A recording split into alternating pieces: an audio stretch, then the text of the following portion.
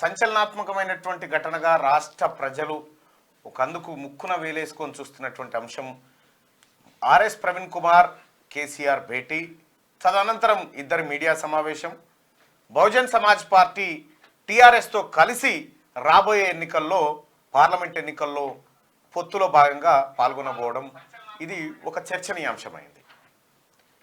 So రాజకీయాల్లో ఏ వ్యవహారం శాశ్వత మిత్రులు శాశ్వత శత్రువులు అనేవాళ్ళు ఎవరు ఉండరు, ఎవరితోనైనా కలుస్తారు.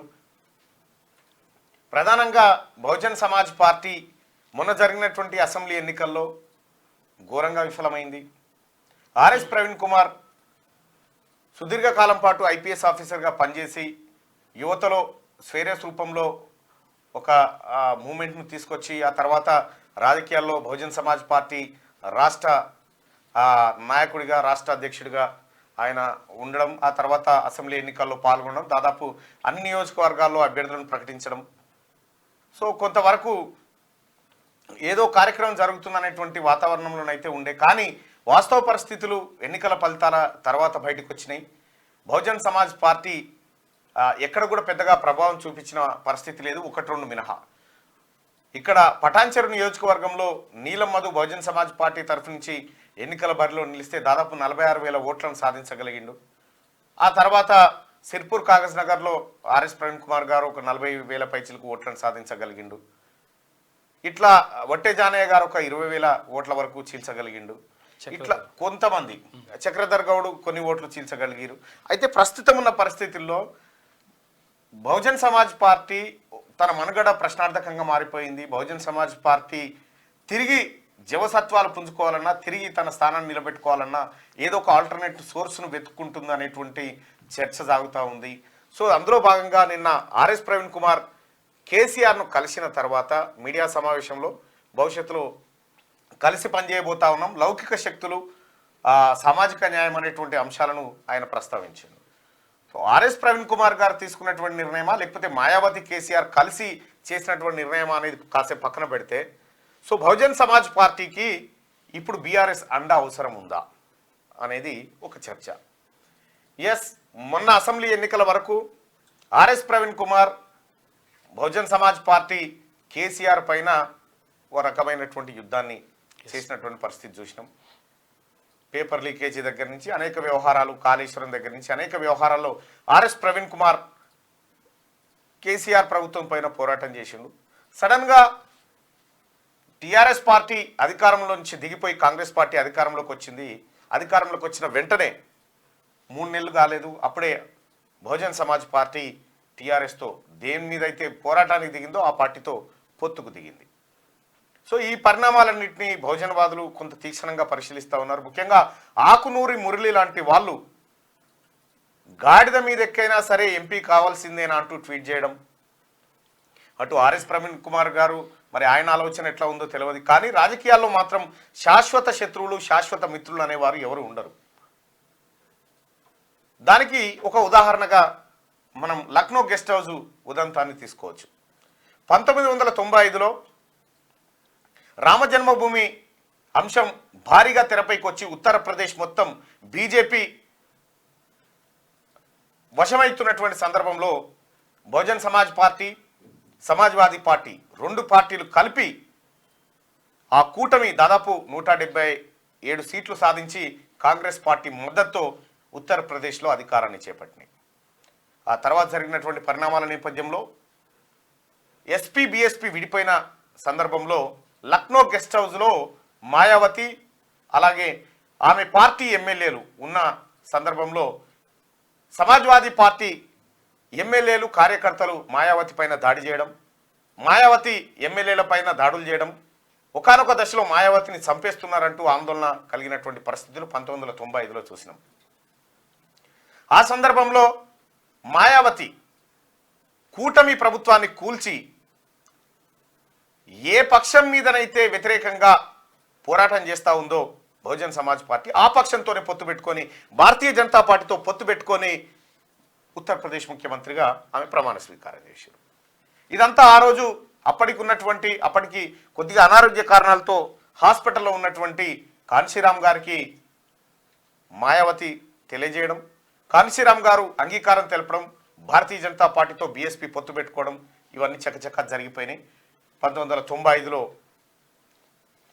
ఎస్పీ బీఎస్పీ కాంగ్రెస్ కూటమి కూలిపోవడం జరిగింది. అంటే ఆ ఉదంతాన్ని కనుక తీసుకుంటే రాజకీయాల్లో శాశ్వతమైనటువంటి శత్రువులు, శాశ్వతమైనటువంటి మిత్రులు ఎవరు ఉండరు అనేది ఆ ఘటన స్పష్టం చేస్తూ ఉంది. పక్కా హిందుత్వవాదం ఎజెండాతో ఉన్నటువంటి భారతీయ జనతా పార్టీ, పక్కా లౌకికవాదం బహుజనవాదంతో ఉన్నటువంటి బహుజన్ సమాజ్ పార్టీ ఎన్నికల అధికార పొత్తు పెట్టుకొని ప్రభుత్వాన్ని ఏర్పాటు చేయడం ఆ రోజుల్లో సంచలనంగా మారింది.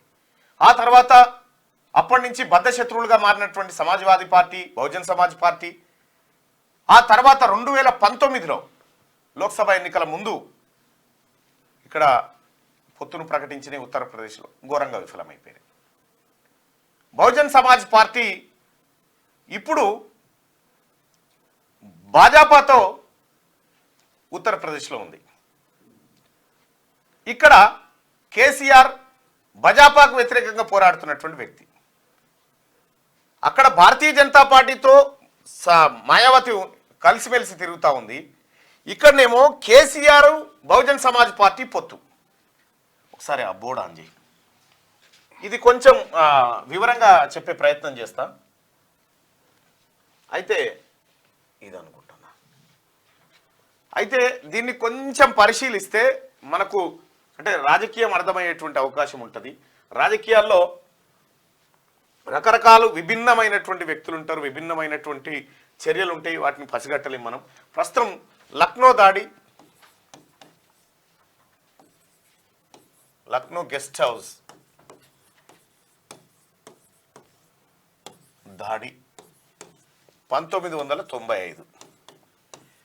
ఇక్కడ ఈ ఘటనలో ఎస్పీ బీఎస్పీ ప్లస్ కాంగ్రెస్ ఈ కూటమి అధికారంలో ఉంటే ఈ దాడి తర్వాత బీఎస్పీ ప్లస్ బీజేపీ కూటమిగా ఏర్పడి అక్కడ ఉత్తరప్రదేశ్లో మాయావతి ముఖ్యమంత్రిగా అయ్యారు. ఇది ఒక ఘటన. అయితే ప్రస్తుతం రాజకీయాల్లో శాశ్వత మిత్రులు శత్రువులు ఉండరు అని చెప్పడం కోసం ఇదొక ఘటన. అయితే ఆ తర్వాత సమాజ్వాదీ పార్టీ, బహుజన్ సమాజ్ పార్టీ రెండు బద్ధ శత్రువులుగా మారిన తర్వాత దాదాపు ఒక 20 ఏళ్లకు అంటే 2019లో యూపీలో మళ్ళీ రెండు పార్టీలు పొత్తు దిశగా అడుగులు వేసినాయి. ఆ తర్వాత ఘోరంగా విఫలమైపోయినాయి. అది వేరే. ఆ తర్వాత అప్పుడు కొట్టుకొని ఆ తర్వాత కలిసి ఇవన్నీ రాజకీయాలు సహజం. ఈ అంశాన్ని పక్కకు పెడితే తెలంగాణ రాష్ట్రంలో ఇప్పుడు బహుజన్ సమాజ్ పార్టీ ఉత్తరప్రదేశ్లో సింగిల్ డిజిట్లో ఎమ్మెల్యేలే ఉన్నారు. దానికి భారతీయ జనతా పార్టీకి బహుజన్ సమాజ్ పార్టీ సహకరించింది. తద్వారా బహుజన్ సమాజ్ పార్టీ, భారతీయ జనతా పార్టీ చట్టాపట్టాలు వేసుకొని తిరిగినాయి. యూపీలో ఇప్పుడు ఆ రెండు పార్టీలు కలిసి ఉన్నాయి. కానీ ఇక్కడ కేసీఆర్ని ఆర్ఎస్పీ కలవడం, ఈ అంశాన్ని ఎట్లా ఉండవచ్చు అంటే కేసీఆర్ బీజేపీ పైన పోరాటం చేస్తూ ఉన్నాడు, కానీ మాయావతి ఏమో బీజేపీకి మద్దతు చేస్తూ ఉన్నది. ఇక్కడ ఆర్ఎస్పీ గారు వచ్చి కేసీఆర్ లౌకికవాది, కేసీఆర్లు సామాజిక న్యాయంగా అనిపిస్తూ ఉంది, రాజ్యాంగ పరిరక్షకుడు లాగా కేసీఆర్ కనిపిస్తూ ఉన్నాడని ఆర్ఎస్పీ గారు నిన్న మాట్లాడుతూ చెప్పడం జరిగింది. సో ఇక్కడ బహుజన్ సమాజ్ పార్టీ బీజేపీతో ఉంటుంది, రాష్ట్ర స్థాయిలోకి వస్తే బహుజన్ సమాజ్ పార్టీ కేసీఆర్తో ఉంటుంది. అంటే ఇక్కడ బీఎస్పీ, బీఆర్ఎస్, బీజేపీ మూడు ఒకటేనా ఏంది అనేటువంటి ఒక ఆలోచన వస్తూ ఉంది. అయితే నిన్న జరిగినటువంటి పరిణామాన్ని ఒక వీడియో చూసిన తర్వాత మనం ఒకసారి మాట్లాడుకునే ప్రయత్నం చేద్దాం.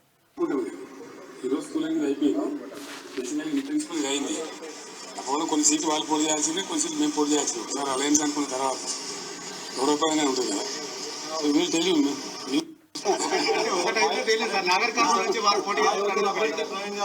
పెద్దపల్లి నుంచి చేద్దా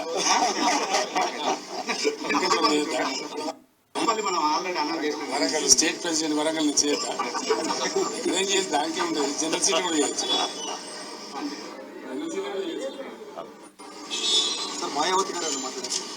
నేను ఇంకా తనతో మాట్లాడలేదు. ప్రవీణ్ గారు మాట్లాడి ఓకే చేసుకొని మళ్ళీ నాతో మాట్లాడారు. నేను రేపట్ల మాట్లాడతాను. పాత పరిచయం ఇతర పార్టీలు ఏమన్నా కలిసి వచ్చే అవకాశం చూద్దాం ఏం జరుగుతుందో. సస్పెన్స్ ఉంది కదా మనకి. Thank you.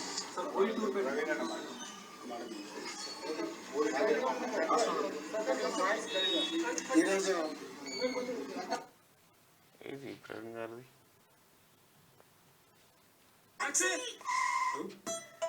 Right. RS Praveen Kumar గారు నిన్న మాట్లాడుతూ దేశంలో రాజ్యాంగాన్ని మార్చే కుట్ర చేస్తా ఉంది భారతీయ జనతా పార్టీ అని చెప్పడం కొంత విచిత్రానికి కొంత ఏది పరేషాన్. అరే రాజ్యాంగాన్ని మారుస్తున్నది కాక రాజ్యాంగాన్ని మార్చాలని చెప్పిన వాడు కేసీఆర్, రాజ్యాంగాన్ని మార్చాలన్న కేసీఆర్ తో ఆర్ఎస్పీ పొత్తు అనేది.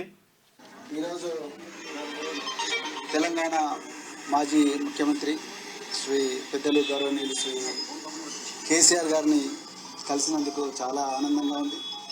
మరి ఈ తెలంగాణనే కాదు యావత్ భారతదేశం కూడా ఈరోజు లౌకికత్వం అంటే సెక్యులరిజం లౌకికత్వం ప్రమాదంలో ఉన్నది. మరి భారతీయ జనతా పార్టీ చాలా పెద్ద ఎత్తున కుట్రలు చేస్తూ ఉన్నది దేశాన్ని చిన్నభిన్నం చేయడం కోసం. మరి పూర్తిగా రాజ్యాంగాన్ని రద్దు చేయాలనే కుట్ర చేస్తూ ఉన్నారు. సో ఆ పరిస్థితుల్లో మరి సెక్యులర్ పార్టీ అయినా మరి సెక్యులర్ భావాలు కలిగి సెక్యులరిజాన్ని నిరంతరం కాపాడిన మరి భారతీయ రాష్ట్ర సమితి వారు మరి నేను బైంజీ మాయావతి గారి ఆశీస్సులతో మరి వారిని కూడా కలవడం జరిగింది. సో ఈ తెలంగాణలో ఈ రాజ్యాంగానికి ప్రమాదం ఏదైతుందో లౌకికత్వానికి ఏదైతే ప్రమాదం ఉందో ఈ బీజేపీ నుంచి తర్వాత మరి ఈ మధ్యనే కాంగ్రెస్ కూడా మరి బీజేపీ లాగానే మారుతూ ఉన్నది. ఈ రెండు పార్టీల నుంచి ముప్పు నుండి మరి తెలంగాణను కాపాడడం కోసం మరి మేము అంటే బహుజన్ సమాజ్ పార్టీ మరి భారతీయ రాష్ట్ర సంస్థతో కలిపి మరి పార్లమెంట్ ఎలక్షన్లలో కలిసి పనిచేయాలని ఇప్పుడే మరి పెద్దలు గౌరవనీయులు కేసీఆర్ గారి దగ్గర మరి మాట్లాడడం జరిగింది. ఇది ఆర్ఎస్ ప్రవీణ్ కుమార్ గారు చెప్తున్నటువంటి మాట, ఆయన వర్షన్ అది. ఒకసారి ఆర్ఎస్ ప్రవీణ్ కుమార్ గారు లైవ్లోకి వస్తే కనుక ఒకసారి ఫోన్ కాల్లోకి వస్తే కనుక ఒకటి రెండు విషయాలు ఆయనతో మాట్లాడే ప్రయత్నం చేద్దాం. రైట్. ఇక్కడ మనం మాట్లాడుకోవాల్సింది ఏంటంటే ఆర్ఎస్ ప్రవీణ్ కుమార్ గారు నిన్న మార్నింగ్ న్యూస్లో నేను క్లియర్గా ఆ బిట్టు కట్ చేసి పంపించాను. ఐపీఎస్ ఆఫీసర్ నాగర్ కర్నూలు నుంచి మనందరికీ పరిచయం ఉన్న ఒక ఐపీఎస్ ఆఫీసర్ రాబోతా ఉన్నాడని చెప్పి నిన్న మార్నింగ్ న్యూస్లో చెప్పిన మధ్యాహ్నం కల్లా పరిణామాలు దాదాపుగా ప్రజలందరికీ అర్థమై ఉంటాయి. ఇక్కడ మనం గమనించాల్సిన అంశం ఏంటంటే ఇక్కడ వీళ్ళిద్దరు కలిసి బీజేపీ పార్టీ రాజ్యాంగాన్ని దేశాన్ని వినాశనం చేసే ప్రయత్నం చేస్తుందనేటువంటి మాట చెప్తున్నారు. కానీ ఉత్తరప్రదేశ్లో మాయావతి గారు బీజేపీకి మద్దతుగా ఆమె తన అడుగులు వేసింది. సో ఈ పరిణామాలన్నీ చూస్తూ ఉంటే ఆర్ఎస్ ప్రవీణ్ కుమార్ గారు మీరు వేసినటువంటి అడుగు బహుశా మరి మీకు తెలుసా, లేకపోతే మాయావతి కేసీఆర్ గారు కలిసి బిజీ వస్తుందా మరి మాట్లాడుతున్నా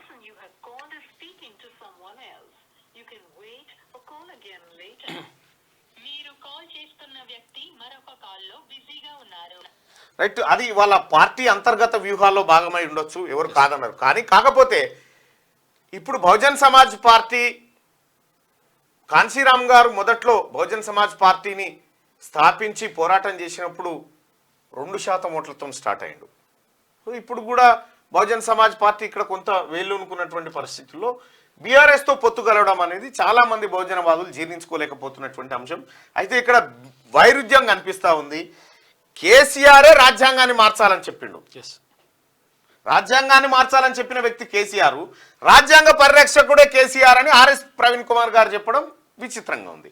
రెండో విషయం ఏంటంటే నిన్న మార్నింగే చెప్పిన నేను నాగర్ కర్నూలు నుంచి మనందరికీ పరిచయం ఉన్న ఒక ఐపీఎస్ ఆఫీసర్ రాబోతా ఉన్నాడు ఎన్నికల బరిలోకి అని చెప్పి నిన్న మార్నింగే చెప్పడం జరిగింది. అయితే కాంగ్రెస్ పార్టీ ఆర్ఎస్ ప్రవీణ్ కుమార్ కోసం కొంత ప్రయత్నం చేసినట్టుగా సమాచారం ఉంది. నాకు ఆయనని అక్కడి నుంచి బరిలోకి నిలపాలనే ప్రయత్నం చేసినట్టుగా తెలిసింది. అయితే ఈ విషయాన్ని కేసీఆర్కు చేరవేయడం, కేసీఆర్ తద్వారా వెంటనే రంగంలోకి దిగడం, మా మనిషి నువ్వెట్లా తీసుకుపోతావు అట్లా ఏమైనా జరిగిందో ఏమో తెలియదు. కానీ మొత్తానికైతే ఆర్ఎస్ ప్రవీణ్ కుమార్ గారు నిన్న పోయినటువంటి అంశం పైన చాలా మంది విభిన్నంగా స్పందిస్తూ ఉన్నారు. అయితే రాజకీయాల్లో వ్యూహాలు ప్రతి వ్యూహాలు ఉంటాయి. ఆ విషయం మటుకు ఓకే. ఇప్పుడు బహుజన్ సమాజ్ పార్టీ తను సస్టైన్ కావడం కోసం ఒక నిర్ణయం తీసుకుందని ఒక మాట అనుకోవచ్చు. మనం తన ఉనికిని కాపాడుకోవడం కోసం ఒక ప్రయత్నం చేసిందన్న మాట అనుకోవచ్చు.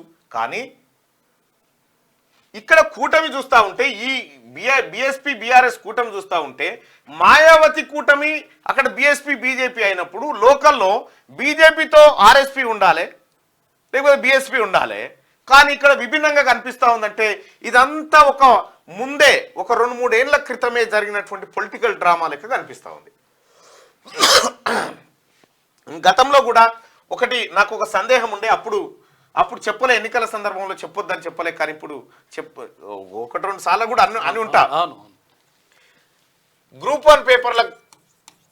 1 పేపర్ లీకేజీకి సంబంధించి ఆర్ఎస్ ప్రవీణ్ కుమార్ గారు కేటీఆర్ను పదే కేటీఆరే దీంట్లో ఉన్నాడు, కేటీఆర్ ఎంత అయ్యా గ్రూప్ 1 పేపర్ల లీకేజీ పంచాయతీ విలువ అంటే 1 కోటి 2 కోట్ల ఉన్నది. 1 కోటి 2 కోట్ల కాడ కేటీ రామారావు ఎందుకు ఉంటాడు? 1000 కోట్ల కాడ 2000 కోట్ల కాడ ఉంటాడు కదా. మరి ఎందుకు ఆర్ఎస్పీ గారు ఈ అంశాన్ని తెర మీదకి తెచ్చిండు అని అంటే ఈ అంశము యువకులతో ముడిపడి ఉన్నటువంటి అంశం, యువకులు నిరుద్యోగులతో ముడిపడి ఉన్నటువంటి అంశం. సో ఈ అంశంలో ప్రభుత్వానికి వ్యతిరేకంగా ఉన్నటువంటి వీళ్ళు కనుక బీఎస్పీ వైపు చూస్తే అప్పుడు వచ్చేటువంటి మొన్నటి అసెంబ్లీ ఎన్నికల్లో బీఎస్పీ ఒక 5% ఓట్ షేర్ను మాత్రం డిస్టర్బ్ చేస్తే మళ్ళీ అధికారంలోకి టీఆర్ఎస్ వచ్చేది. కానీ ఆ ప్రయత్నం జరగలేదు. బీఎస్పీ ఒకవేళ నిజంగా కనుక అప్పుడు అంటే పోటీ చేసినప్పుడు ప్రధానంగా పోటీలో ఉన్నప్పుడు ఒకవేళ బీఆర్ఎస్ని ఓడగొట్టాలనుకుంటే, నిజంగా ఓడగొట్టాలనుకుంటే బలమైన శక్తులు ఏవైతే ఉంటాయో, బలమైన వాటితో కూటమి జతగట్టాలి. అయితే ఒంటరిగా పోటీ చేయడం వల్ల ఏమవుతుందంటే ఈ వ్యతిరేక ఓటు ఉంటుంది కదా, ప్రభుత్వ వ్యతిరేక ఓటుని చీల్చే ప్రక్రియలో భాగంగా జరిగిందనేది కొంతమంది ఆరోపణ ఉన్నది. ఆ ఆరోపణ అయితే ఉన్నది.